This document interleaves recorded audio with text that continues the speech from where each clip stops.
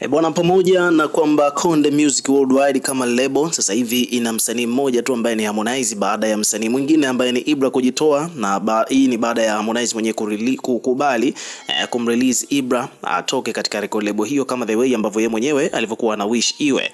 Bwana, huku upande wa pili ni kwamba mafanikio ya Harmonize katika digital platforms bado yako vile vile, na of course tunajua kabisa kwamba mmoja kati ya watu ambao wana trend sasa hivi katika mitandao ya kijamii, Harmonize ni mmoja wapo, tena kwa kiasi kikubwa, hususan kutokana na hiyo issue ya swala la mkataba au swala la Ibra kuondoka katika record label ya Konde Music Worldwide. So huko mtandaoni bwana, hususan upande wa YouTube, Boomplay na mitandao mingine, bado Harmonize anakimbiza kweli. Kwa mfano kupitia ukurasa mbalimbali zimeripoti kuhusiana na mafanikio ya Harmonize kwenye upande wa streams au views. Kwanza tukianzia kwenye upande wa views, huko Kenya bado Harmonize ndio weekly top artist, yani msanii popular zaidi kwa wiki iliyopita. Huko Kenya ni Harmonize ndiye anakamata nafasi ya kwanza, alafu nafasi ya pili ni Mario, na nafasi ya tatu ni jamaa anaitwa Prince Inda.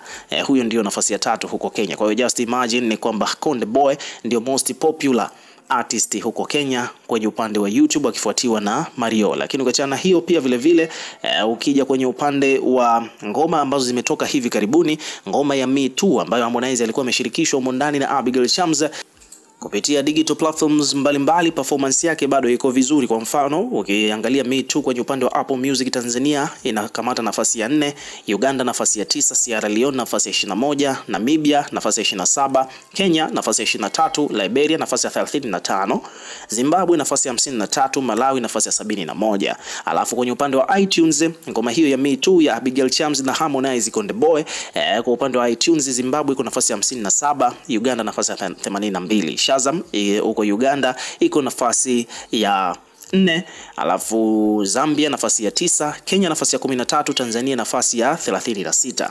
Lakini ukija kwenye ngoma ambayo ametoa yeye mwenyewe Harmonize inaitwa Furaha, kwenye upande wa Furaha bwana, ngoma hiyo kwenye upande wa Apple Music Tanzania inakamata nafasi ya 7, huko YouTube ikiwa nafasi ya 57 na Kenya nafasi ya 82.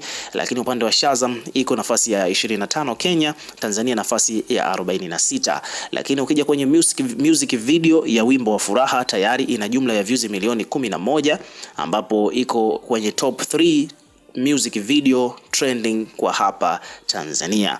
Umeona bwana Kwa hiyo pamoja na changamoto na heka ambazo Harmonize anapitia, lakini still bado performance yake ya kimuziki iko pale pale. Ukiwa kama mdau, weka maoni yako bwana katika comment section, tutakuwa tukisoma na kureplay kila comment, na pia hakikisha bwana una subscribe kwa ajili ya kupata update zaidi.